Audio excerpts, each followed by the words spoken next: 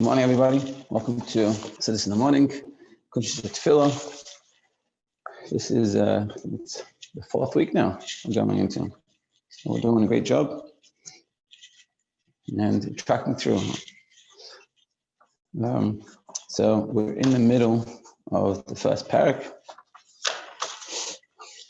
And we're discussing what type of avodas there are and what impact I can have to the point of, as we said, it can get you to the point of kol sanefesh, so end up saying, which means you're so connected to God, you're so involved with godliness, you're so inspired by godliness, that your soul wants to expire itself. We're going to start from the top of page 30, and I'm hoping we can we'll finish today the first parak. And the second parak, we'll start talking about what is boinus is. What does it mean to meditate on Chassidus? Affecting the heart as well, page 30 in the top. Affecting the heart as well. Such avodah consists of the central attachment of one's intellect. And to get to the point of actual expiration of the soul, meaning the point of being so close to God or so connected to godliness that your soul wants to go back up, which is a crazy level. How do you get to such a level? The work that it consists of is the essential attachment of one's intellect to godliness that is superior to even intellectual excitement. So it's the attachment of a person to godliness, which is higher than the level of attachment to some intellectual idea. So there could be an idea that you think about or you learn, and it's like exciting, it's very interesting. And if you've ever had that experience, you can think about what that felt like. So it's like awesome feeling. But what he's saying is the feeling that you get, or what you achieve through the connection, the intellectual connection, not just to an idea, but to godliness, is much greater. And how much more so is the emotional excitement of the heart. Primarily, this is at the level of the innerness of Bina, and even more, not just intellectual excitement, but how the heart feels from it.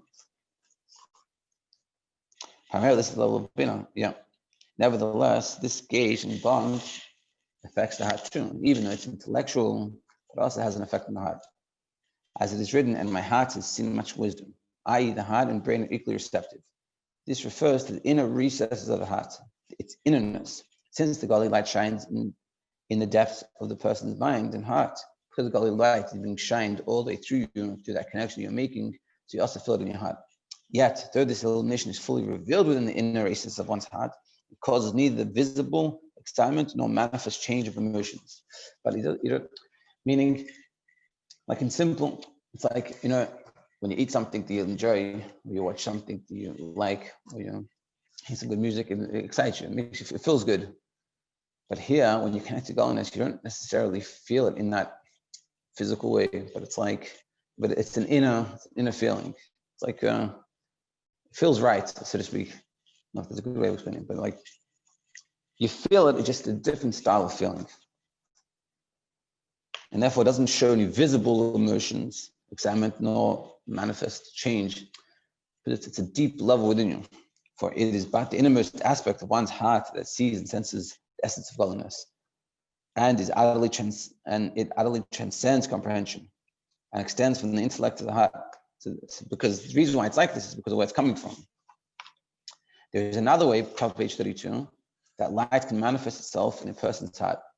Namely, the light shines in the innerness of one's heart, but not through the agency of the mind, i.e. the illumination bypasses the realm of comprehension. Meaning, so another way of having this whole experience, one of them is intellectual, through thinking about ideas and understanding it, connecting with the godliness of an idea. But another way is getting that light of godliness to shine in the innerness of your heart.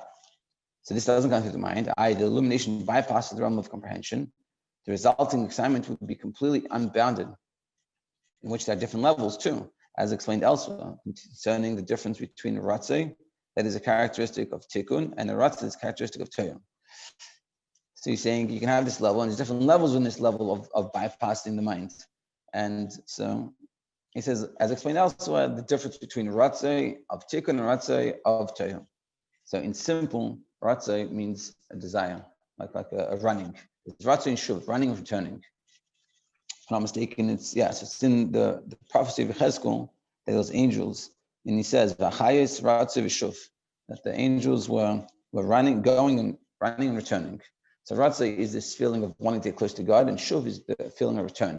In general, in Judaism, so this explains the way it's meant to be, is that you have the Ratzi, that you have to run to want to get close to God, but the purpose of you being in this world is to determine it's just in this physical world, and that's the Shuv. So you can't have this Ratzi and Shuv. But here he's talking about the Ratzi and Shuv on the level of Tikkun. Tikkun is a level of the world that was it's Tikkun and Toyo. So there's Ratzi of Tikkun, Ratzi of Toyo. Toyo was in simple, before the world was created, there was this level of Toyo, which is a world full of light. And basically there were too much light and they couldn't get along with each other. They didn't like come together. So they shattered. And then there was a world of Tikkun, which is the opposite world, which is full of kalim, full of vessels to receive the light, but not as much light, so much light, and sort of to counterbalance what happened in China. But ultimately, these sparks came down into this world, and our job is to refine these sparks. But so he's saying this level of excitement that you get that bypass intellect, there's a lot of different levels. Like explained other places, the difference between Ratzah of Tikkun, this running, wanting to get up to God from the level of Tikkun, which is more organized and set fashion, but it's a very high level in godliness, versus the Ratzah, the running, the wanting to go away, to come close to God from the level of Tohu, which is craziness. Like, it's total, in short.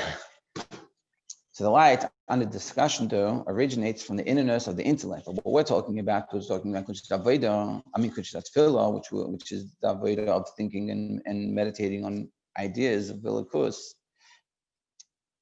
The light under discussion though originates from the innerness of the intellect that absolutely transcends comprehension. Comprehension generally being an external aspect of the cognitive faculty. Therefore, no excitement or change transpires because you're reaching a level for the inness of the intellect, so he's saying it doesn't actually express itself.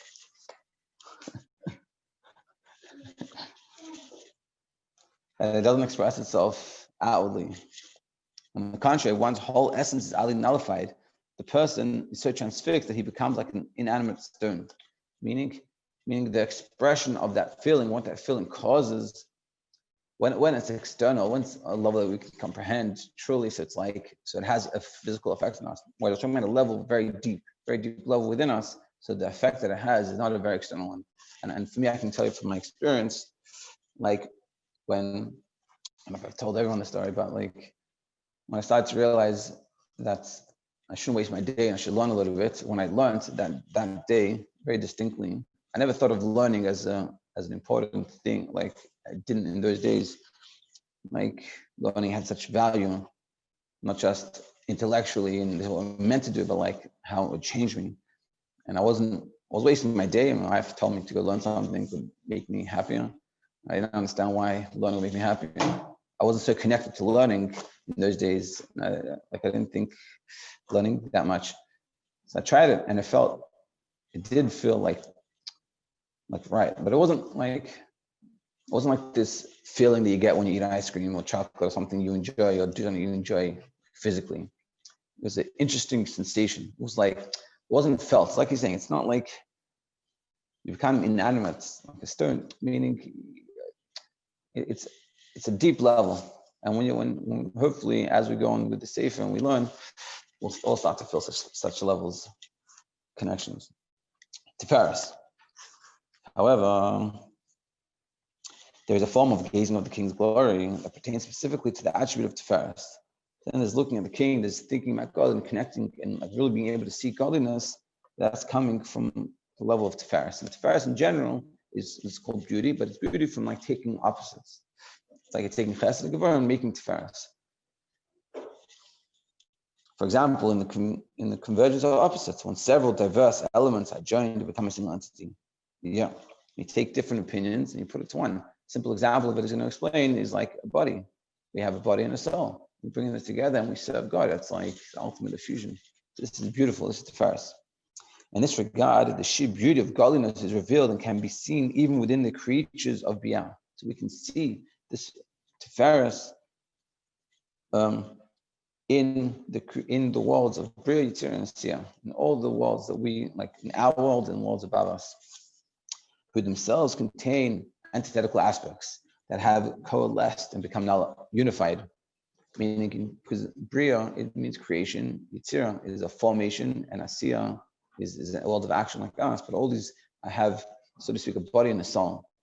Atzilus, in this context, doesn't have that type of reality, just oneness. It doesn't have the opposite. So they don't have this level, so to speak, of Tiferes. Now, it has Tiferes and Atzilus, it's a different discussion, but what he's actually saying here, in all these worlds of Bria, Yitzir, Asiyah, all have this extremes of body and soul that have come together, which brings us to Tiferes' beauty. And all of them also in the supernal worlds and in the infinite worlds have this concept of, And further yet, the perfection of his essence tolerates all opposites. And yet, in whose essence everything is utterly unified, and explained elsewhere. Though gazing of this sort, a person causes his heart to rejoice, for he exalts in the beauty of God and in his glorious grandeur, because he gets excited because he's thinking about the beauty and the greatness of God, and see how he takes two opposites from together and things like this. So in summary, this was a very, I would say, pretty difficult chapter, but it gets easier. The virtue of contemplation in general, and particularly regarding the concept of his greatness and loftiness, gazing at the King's glory, that involves an essential attachment of one's mind with godliness.